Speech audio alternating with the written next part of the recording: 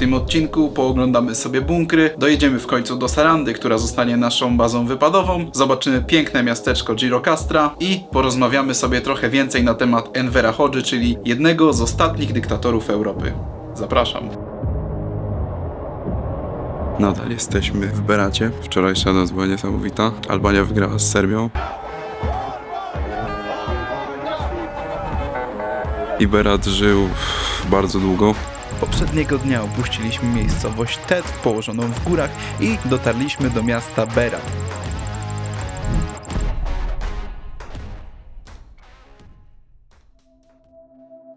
Dopiero poranne słońce pokazuje nam, w jak pięknym i spokojnym miejscu się znajdujemy. Po wczorajszym świętowaniu nie ma żadnego śladu, a spokój i świeże powietrze napełniają nas energią. Pora ruszać dalej, ale przedtem jeszcze rzut okiem na panoramę miasta i nieodległe góry.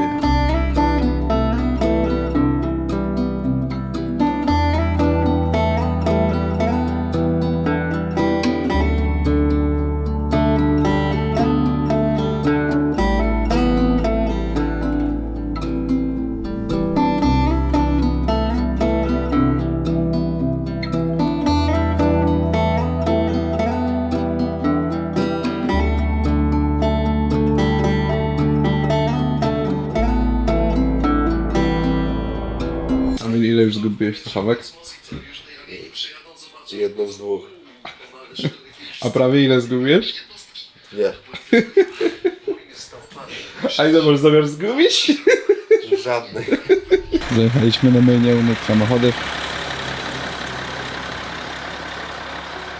I oczywiście 3 auta, 3 Mercedesy.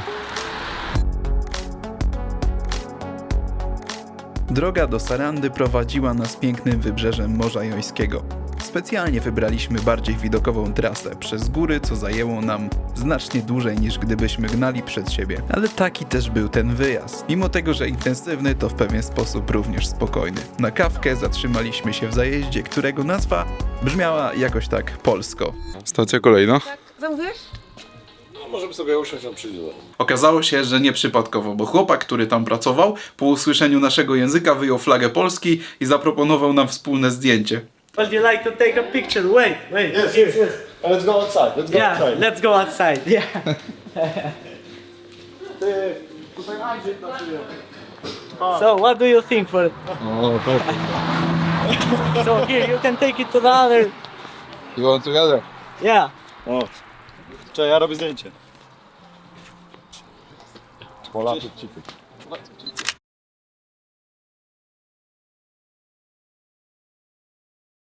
And small channel in YouTube. Później opowiedział nam trochę historii tego miejsca, na ile pozwalał mu angielski. Po przyjemnym przystanku w zajeździe Cicha ruszyliśmy w piękną drogę. Nie mogę tego przeczytać. Siema. Widzisz, jak fajnie schodzi? Całą górę przed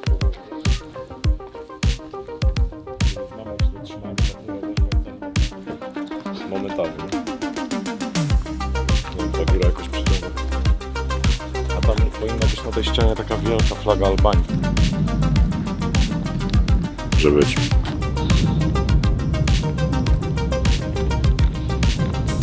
Maszyna, drodzy Państwo. Kolejna stacja, tym razem na jedzenie.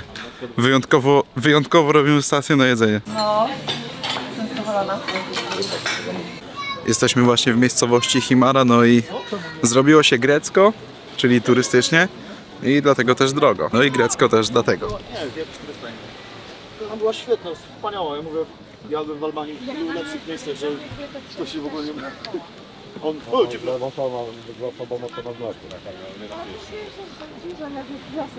Nie napijesz się? Bunkrem na górze i ta góra jest cała w tunelach taka zrobiona, że do każdego bunkru można dojść z wody. Co ty W gadasz? ogóle pływają łodzie, a dalej tu stacjonuje wojsko, w sensie nie można tam zejść, nie? Nie nagrywać. Stąd możesz. Ej, bez kitu tam widać. No, może tam dalej będzie też lepiej. Nieźle. No i wszędzie bunkry, tam są 3 takie małe. Tam jest jeden kolejny widoczny taki mały grzybek. No jest tego w chuja tutaj, nie? Nie, tam już Korfu. Taki strategiczny punkt. Nie? Bo tam będziemy z Porto Palermo, na dole jest taki fort na wyspie, no, stąd go widać nawet. A będziemy No przejeżdżać widać. Nie, może nie na tym, ale widać. Tam właśnie jest od strony wody ten wpływ. Tu macie zdjęcie tego. I tam właśnie znajduje się ten bunkier. Wejście do tej góry No tak jak... całej. Tam jest normalnie funkcjonująca dalej baza wojskowa.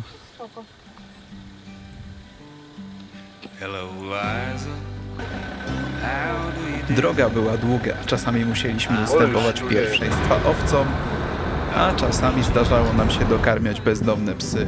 I know it's been a long time that you heard from me. I'm still kicking around here in Tennessee. I heard you got a new place. Witamy w Sarandzie. I heard you got a new job. Dojechaliśmy do Sarandy, jeszcze tylko ciasny wjazd na parking i w końcu... Na miejscu. Jak się podoba w Sarandzie? Może być. Trochę ciasna winda. Chyba dojechali. Spadamy. Puść mnie. Otwiera. No masz otwarte, wypier... Co? Masz to pchnąć. Faktycznie. Ale gówna. Tak wyglądają osobne łóżka. Nie, no dobrze, jest klasa. Biorąc ogólnie pod uwagę też to, że no Albania ogólnie nie jest jakimś wielkim krajem, to niesamowite jest to przez tą drogę, która trwała tak, no nie wiem, jechaliśmy z 5 godzinek z Beratu, to niesamowite jest to, jak bardzo potrafiła zmieniać się temperatura. No bo w samym Beracie było dosyć rzeźko, ale wiadomo, to był poranek, no i też byliśmy w górach. Potem trochę zjechaliśmy, wtedy już było mega ciepło, 20, prawie 30 stopni. Potem znowu wjechaliśmy na górę, no i wyszliśmy na punkt widokowy i tam było już zimno, totalnie mega zimno. Wtedy znowu zjechaliśmy z góry, przejeżdżając tam kilka kilometrów. No i znowu było gorąco, no i zjeżdżamy do Sarandy. Teraz już zaszło, co prawda, praktycznie słońce, ale nadal jest mega ciepło. Więc to też jest niesamowita część podróży, jak bardzo potrafi w ciągu jednego dnia zmienić się temperatura.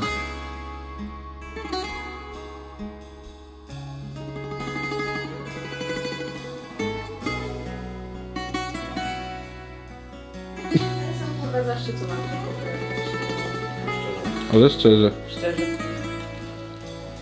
Ale szczerze?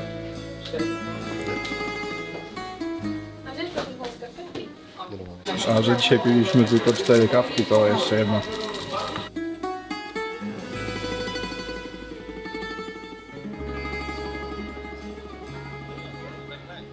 Ogólnie okolice Sarandy to jedna z tych bardziej turystycznych części Albanii, no i mimo, że było już tak naprawdę połowa października, to spotkaliśmy tam mega dużo ludzi.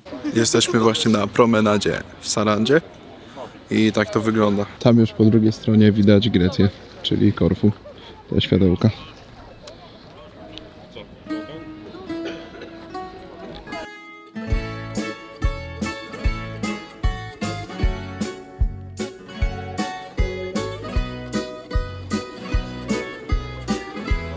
Tymczasem bunkier w centrum miasta. My już właśnie wróciliśmy na hotel. Teraz powoli się ogarniamy i będziemy lecieć spać, a jutro zabieram was do Girokasty. Dzień dobry, dnia 8. Witam się z wami znowu z Sarandy, która do końca wyjazdu zostaje naszą bazą wypadową. Jak widzicie, dopiero wstałem.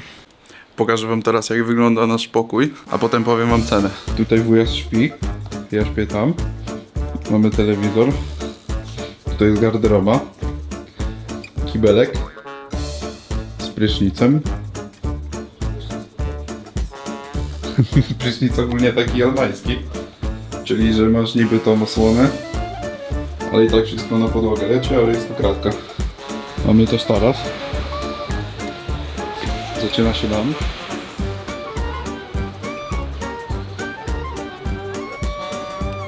I kończy się tam. W cenie do każdej nocy jest śniadanie. Jak ci smakowało? Najadłeś się? No śmierdo. Masz kulturalnie? No żadnych.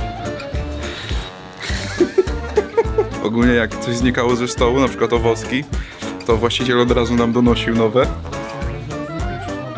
U nich nie zdążyły zniknąć, już im doniósł. No więc ze śniadankami Teraz jeszcze poprosiliśmy, czy możemy pranie zrobić. To wziął od nas siatę, zaniósł ją do prania. Za całość, za noc, ze śniadaniem 21 euro niecałe na noc, na dobę. 80 parę złotych. No nie wiem, czy w Polsce znajdziesz coś takiego w takim standardzie, na pewno nie. Jest kiczowato, ale jest przepięknie. Jazda ulicami Serandy.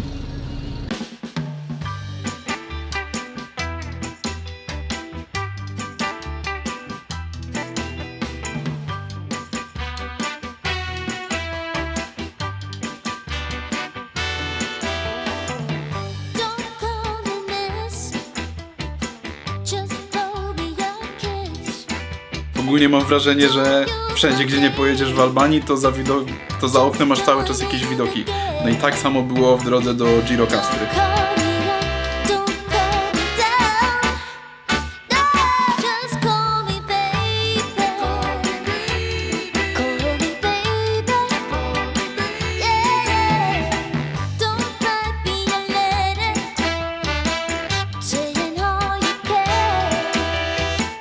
No jesteśmy właśnie w miejscowości Gjirokastra, zwanej miastem srebrnych dachów. Tak jak wcześniej już zdarzyło mi się wspomnieć, jest to też miasto narodzin Envera Hodży, czyli dyktatora Albanii, komunistycznego dyktatora Albanii. Co ciekawe, historia życia tego dyktatora jest całkiem zawiła. Z początku nie przejawiał on patriotycznych pobudek, a później świetnie podłapywał wszystkie najgorsze rzeczy od Stalina. Enver Hodża, dyktator Albanii, rządził krajem przez ponad 40 lat, od 1944 aż do śmierci w 1985 roku. Podczas II wojny światowej stanął na czele ruchu oporu, a potem przekształcił Albanię w ludową republikę. Na początku jego rządów prowadzono ogromne reformy: kolektywizację rolnictwa, industrializację, elektryfikację, walkę z analfabetyzmem i darmową służbę zdrowia. Zadbano także o edukację i równouprawnienie kobiet, ale Hodża budował też kult swojej osoby, likwidował opozycję i tworzył sieć tajnej policji Sigurimi. W polityce zagranicznej najpierw zerwał z Jugosławią, potem związał się ze Związkiem Radzieckim, a w latach 60. zbliżył się do Chin Mao Zedonga. Po zerwaniu z Chinami w 1978 roku Albania została całkowicie sama na arenie międzynarodowej. W kraju obowiązywała ścisła kontrola mediów, ograniczenie swobód politycznych, zakaz podróży zagranicznych, a Sigurimi stawało się coraz brutalniejsze. Powstały też więzienia i obozy pracy dla więźniów politycznych. Albania stała się jednym z najbardziej izolowanych państw Europy. W obawie przed inwazją Hodża postawił setki tysięcy betonowych bunkrów. Praktycznie każdy zakątek kraju był nimi usiany. Hodża wprowadził też państwowy ateizm. W 1967 roku ruszyła szeroko zakrojona kampania antyreligijna. Zamykano świątynie, konfiskowano majątek kościołów, a w szkołach wprowadzano naukę w duchu ateistycznym. Religia została zastąpiona nacjonalizmem. Podkreślano, że Albańczycy pochodzą od Illirów i że jedyną religią Albanii jest albanizm. Dziś rządy Hodży budzą skrajne opinie. Jedni podkreślają rozwój kraju i modernizację, inni krytykują represje, izolację i brutalne ograniczanie praw człowieka. Jedno jest pewne: człowiek ten odcisnął duże piętno na kraju. Nagrałem. To wszystko Idziemy właśnie tunelem, który został przekształcony na Muzeum Komunizmu Albańskiego i kilku innych wieków. I przejście kosztuje 1 jurek. Enemies of the party and our people, the imperialists and the revisionists, regard us as a thorn in the flesh and hate us. A warm and fraternal atmosphere which Joseph Vissarionovich Stalin and Dimitrov reserved, the representatives of the Albanian people and communists.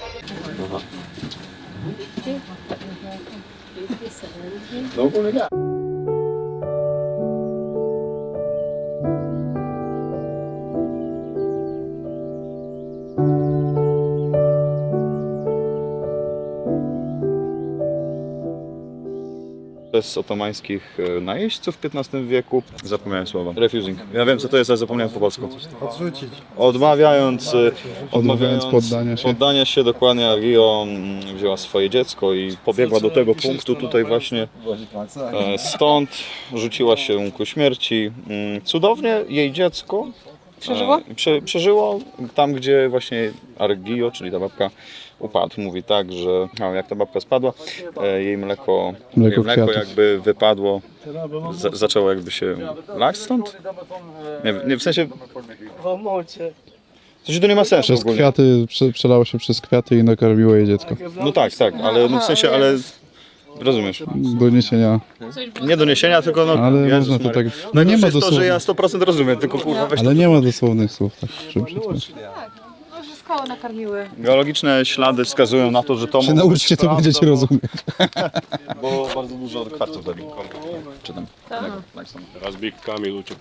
Widzieliście gdzieś jakieś zakazy latania dronem? Bo... A oto zamek w Girocastrze, położony na wysokości około 370 metrów, góruje nad starą częścią miasta i widać go praktycznie z każdego miejsca. Pierwsze fortyfikacje powstały tu już w VII wieku. Później twierdza była ważnym ośrodkiem władzy w despotacie Epiru, a w 1417 roku przejęli ją Osmanowie. Miejsce to popadło w ruinę, ale w XIX wieku zamek został odbudowany i doprowadzono tu nawet akwedukt z wodą. Ale to miejsce ma też mroczniejszą historię.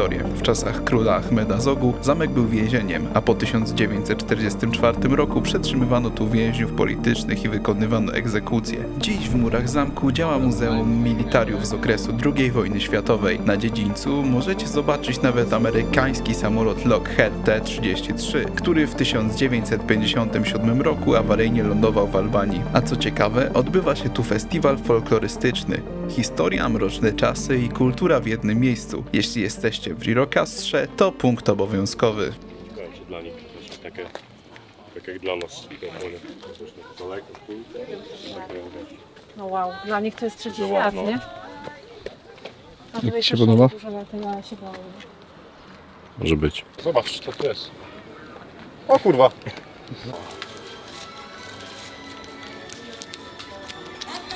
Girocastra wpisano na Światową Listę UNESCO, to jedna z tych bardziej popularnych miejscowości wśród turystów w Albanii. No jest naprawdę sporo ludzi, ale też jest bardzo klimatycznie. Miasto srebrnych dachów, czy jakoś tak? Właśnie dlatego, że wszystkie dachówki są właśnie w takim kolorze. Tu tylko mały wycinek całego miasta. Tam w oddali oczywiście góry, jak na Albanię przystało. Jest tu bardzo ładnie, ale no... Ale Girocastra również okazała się, znaczy w sumie to wiedzieliśmy, że jest jednym również z popularniejszych miejsc w całej Albanii, że zgiełk tłumu trochę nas przytłoczył, to uciekliśmy na zachód słońca do miejscowości Ksamil.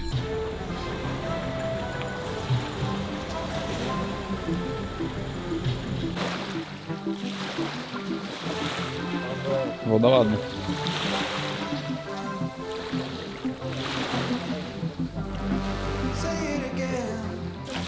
Strasznie brudna ta woda.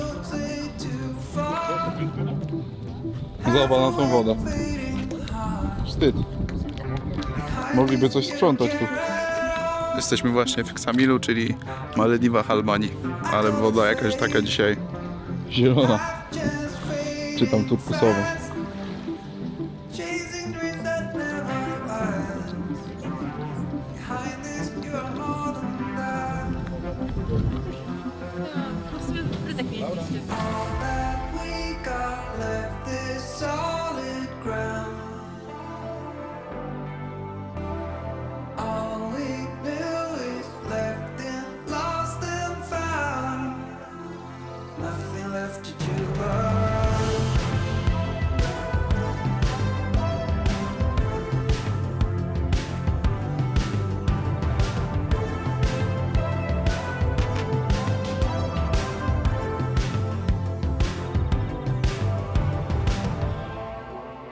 Time to move on. I know there's much at stake. Memory for all time's sake.